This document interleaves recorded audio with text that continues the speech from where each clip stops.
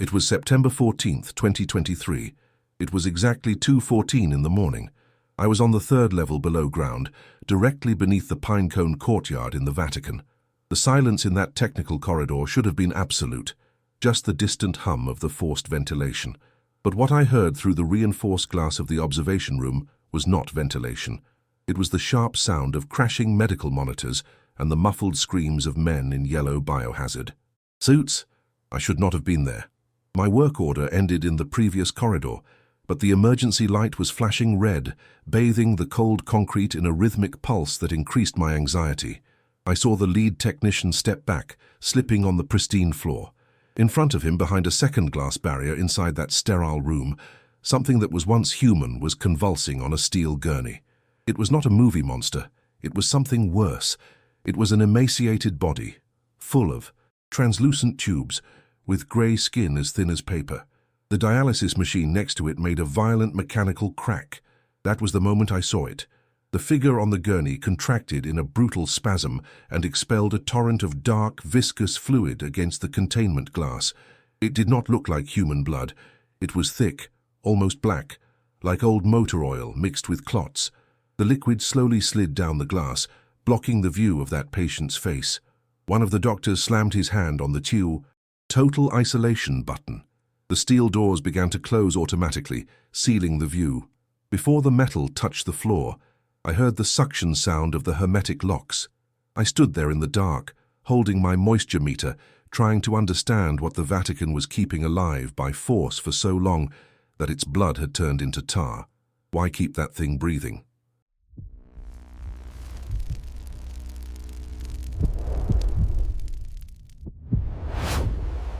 My name is irrelevant to this story, but my role is essential for you to understand how I had access to this location. I am a civil engineer, specializing in structural pathology and waterproofing of historical foundations. I have worked for 30 years diagnosing leaks in buildings that cannot be torn down. Churches, museums, government palaces. Water is history's greatest enemy. It rises through capillary action, rots wood, crumbles brick, and erases ink from documents. In August 2023, I was hired by a third-party firm in Rome for an emergency consultation at the Vatican Apostolic Archive. The official problem was simple. There were excessive moisture readings threatening a section of 17th century codices. The Vatican does not play around with its papers. They wanted a technical report and a surgical solution. No breaking unnecessary walls, no noise, no raising dust. My routine for the first 2 weeks was monotonous and tiring. I arrived at 7 in the morning, passed through 3 checkpoints of the Swiss Guard and the gendarmerie, left my cell phone in a metal locker, and went down with my equipment case. The environment down there is oppressive. The air is filtered, dry and cold. The smell is a mixture of ancient stone, old paper and ozone. I spent my days mapping the walls with a contact hygrometer and a thermal imaging camera. I needed to find where the water was coming from. The work is solitary. I rarely saw priests or archivists, only security guards passing every hour, doing silent rounds, looking at the floor. Everything seemed like a standard high-level maintenance job. I had a map, a floor plan provided by the Heritage Administration. It was a technical plan, dated from a renovation in 1980. It showed corridors, storage rooms, water pipes, and sewage lines. I followed the map, marked the damp spots, and made daily reports. I thought it was just another prestigious job for my resume. I was worried about the effectiveness of the resin injections I was going to propose. I was not looking for secrets. I am a technician, not a spy. But engineering does not lie. If the plan says there is soil behind a wall, and my devices say there is a hot void, someone is lying. And that is exactly what happened in the third week. It was September 6th. I was working in Sector C4, a deep storage area geographically located beneath the Vatican Gardens. The humidity there was at 80%, an unacceptable level for document preservation. I was tracking the moisture stain on the north wall. According to the plan they gave me, behind that solid brick wall there should be only fill, compacted earth, and the travertine foundations of the building. I pointed my thermal camera at the wall, expecting to see dark blue and purple, indicating cold and moisture coming from the ground. When I looked at the camera display, I saw a vibrant red and orange stain. I stepped back and cleaned the lens. thinking it was a calibration error. I pointed it again. The wall was radiating heat. The surface temperature was 32 degrees. A basement wall in contact with the earth should be at 15 or 16 degrees. That was physically impossible unless there was an active heat source on the other side, not a hot water pipe, because the heat was uniform, rectangular. It looked like the heat generated by heavy machinery operating constantly. I tapped the wall with the handle of my screwdriver. The sound was not the dull thud of brick against earth. It was a slightly hollow sound, indicating a double wall or a chamber. I checked the plan again. Nothing. The drawing showed solid earth. I noted the anomaly in my field notebook. Unidentified heat source on axis 12. Possible uncatalogued machine room. At that moment, I rationalized it. I thought it was some old generator, or maybe a computer server they installed there and forgot to update the plan for the maintenance staff. I continued my work, but technical curiosity bothered me. If there was heat, there was condensation. If there was condensation, that was the source of the moisture ruining the books. I needed to access that space to solve the problem I was paid for. At lunch, I went to the office of the sector administrator, a man named Father Moretti. He was a bureaucrat, always tired. I showed him the thermal image. He looked at the screen, then at me, and for a second I saw a rigid tension in his jaw. He handed back the camera and said, without looking in my eyes, that it was just an ancient steam pipe from the 1950s heating system, running behind the wall. He said I did not need to worry about it, and that I should focus on the chemical waterproofing of the south wall. The explanation made no technical sense. Steam pipes are linear. The heat stain was an area, but I nodded and left. When I returned to the corridor, I noticed that the access door at the end of the sector, which always stayed open, was now magnetically locked. Something had changed. In the following days, the atmosphere in the basement changed drastically. Before, I worked for hours without seeing anyone. Starting September 8th, I had a passive escort. A uniformed gendarmerie guard sat on a folding chair at the beginning of the corridor where I worked. He did not speak to me, just watched. Every time I approached the north wall, the one with the heat, he stood up and took a few steps toward me, like someone stretching their legs, but the body language was clear. Stay away. I tried to request the electrical plans for the area to avoid drilling into cables. The request was denied in 3 hours. The response came by email, short and direct. Confidential documentation. Proceed with probing only in the areas marked in green. Institutional silence is something you feel not by what is said, but by the vacuum it creates. No one talked about the hot wall. No one asked about the source of that heat. It was as if everyone had agreed to ignore an elephant in the room. I started noticing other operational details. There was a strange flow of service carts, not book or cleaning carts. They were closed metallic carts similar to those used in hospitals to transport sterile material or biological waste. They passed through the main corridor and entered a freight elevator that I thought was deactivated. This elevator was only 20 meters from the wall I was investigating. Whenever these carts passed, the guard spoke something into his radio and turned up the volume to drown out the sound of the wheels. I began to feel pressured. My contract deadline was shortened without explanation. Budget priorities, they said. I knew they were trying to get me out of there as fast as possible. The sensation of suppression was physical. The air seemed heavier. I found myself working faster, not for efficiency but out of a desire to leave. But an engineer's mind is trained to solve problems. I could not accept that a 30-degree heat source was being ignored in a climate-controlled archive. It was a gross technical error. And human.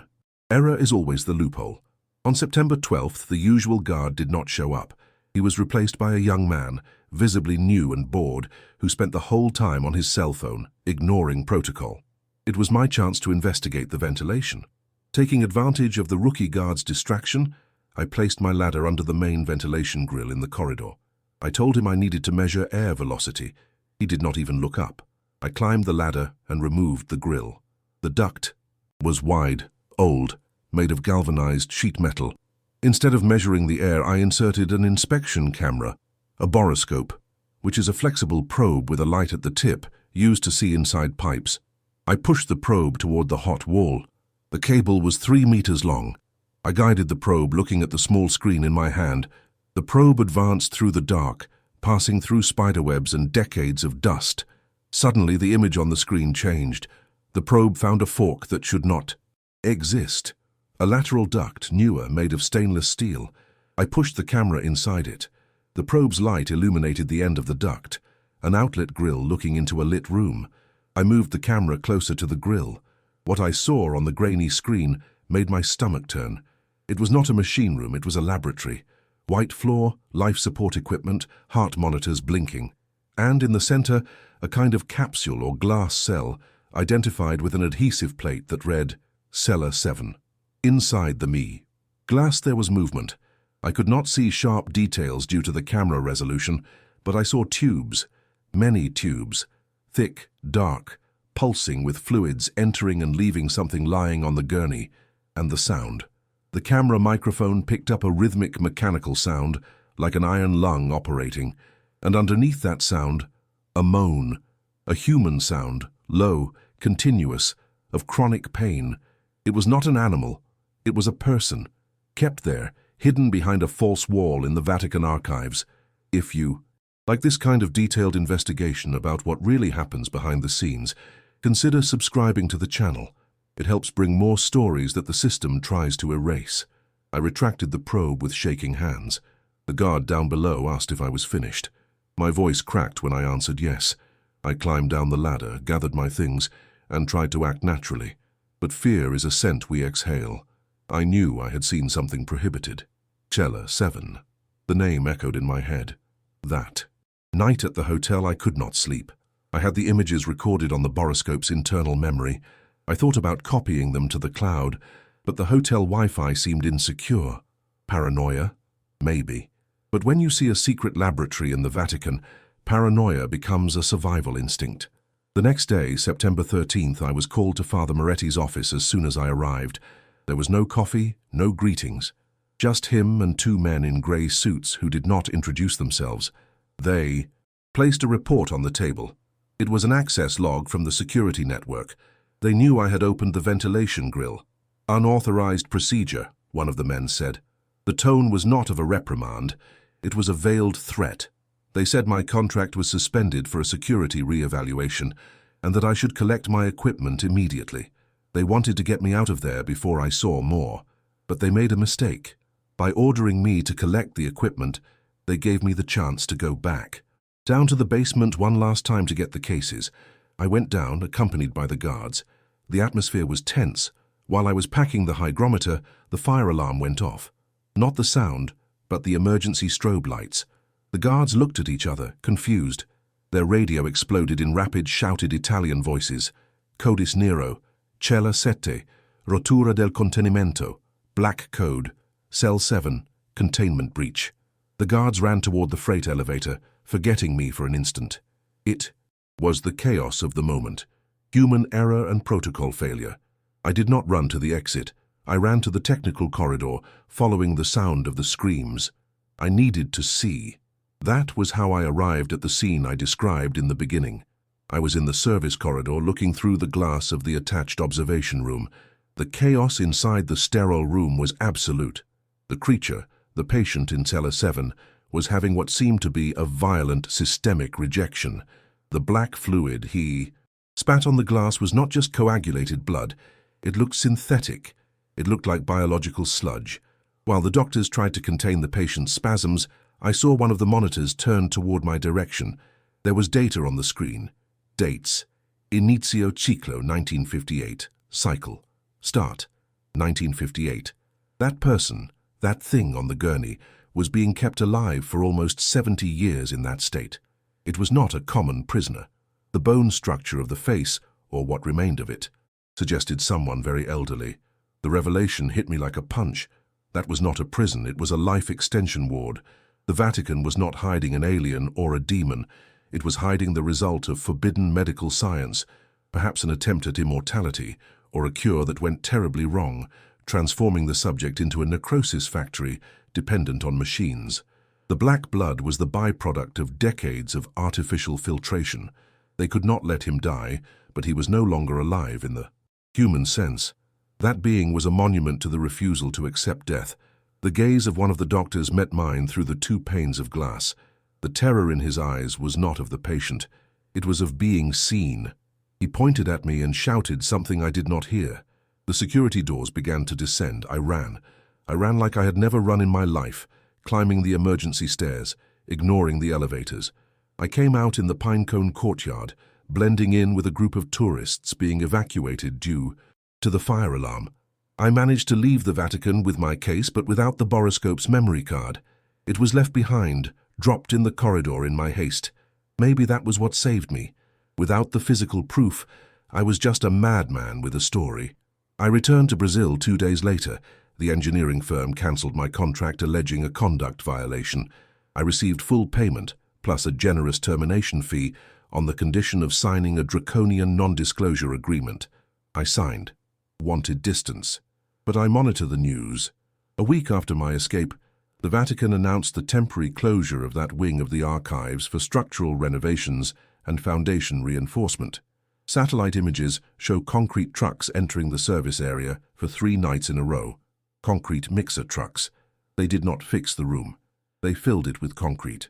Whatever was in Cell 7 either died that night or is now part of the building's foundation, entombed under tons of cement. The system protected itself. The secret was concreted over, literally. But I still hear that sound and remember the black blood running down the glass. Now, I ask you, what would justify keeping a human being in artificial suffering for 70 years in the basement of the most powerful church in the world? Leave your theories in the comments. If you made it this far, subscribe to the channel and activate the bell, because while they hide, we investigate. And I want to know, where are you watching us from? Right now, comment your city and country until the next investigation.